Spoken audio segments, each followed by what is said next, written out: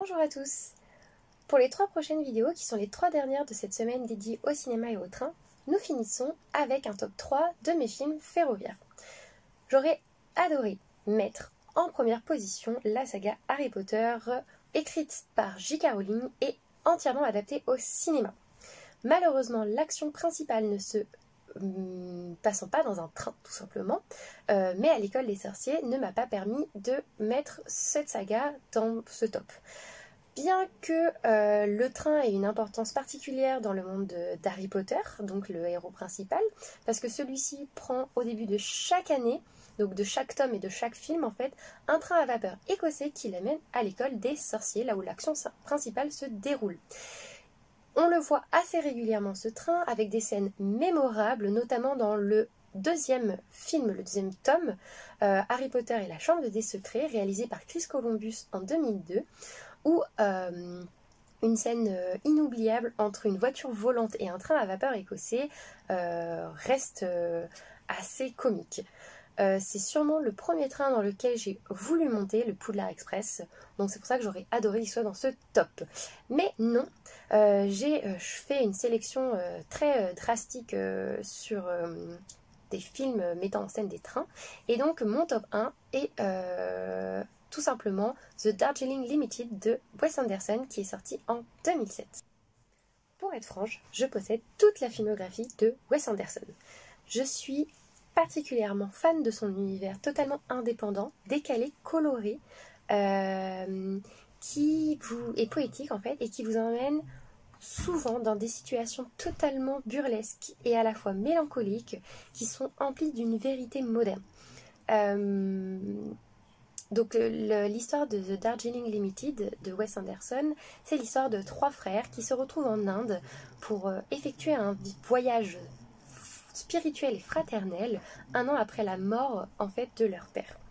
Bien que toute l'action principale ne se passe pas dans le train, les scènes en intérieur du Darjeeling Limited sont précieuses, et le film commence et se termine avec la montée à bord d'un des frères ou des 3 frères du Darjeeling Limited. Ces scènes intérieures dans le Darjeeling Limited sont essentielles et pour les 3 frères et pour le spectateur, car c'est un moment de réflexion. C'est une thématique assez récurrente dans les films qui mettent en scène un train, où à un moment l'action stoppe un peu et le personnage se retrouve dans une situation où il a un moment de réflexion, de contemplation, d'un voyage spirituel en fait, et d'une redécouverte de soi. Il y a, je pense à un film animé japonais, un de Hayao Miyazaki, Le voyage de Chihiro, qui est sorti en 2001, qui en anglais s'appelle Spirited Away, et qui met parfaitement en scène cette thématique du voyage spirituel, de la réflexion, de la contemplation et de la redécouverte de soi.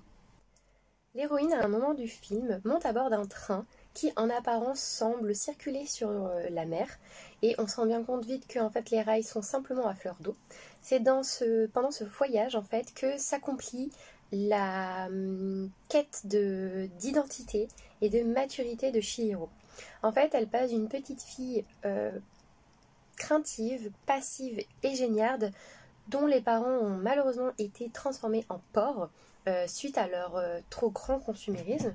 Elle va chercher à les sauver, et donc d'une petite fille comme ça à une jeune fille qui renoue en fait avec la culture traditionnelle japonaise, qui est celle de la solidarité et d'une responsabilisation de son existence, d'accord, une responsabilisation de son soi.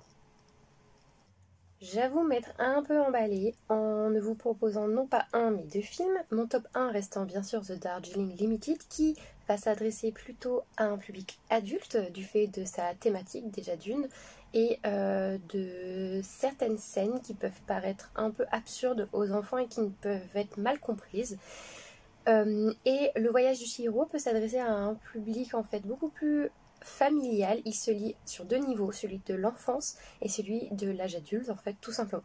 J'espère que ce premier top et cette première vidéo vous a plu. On se retrouve demain pour le top numéro 2.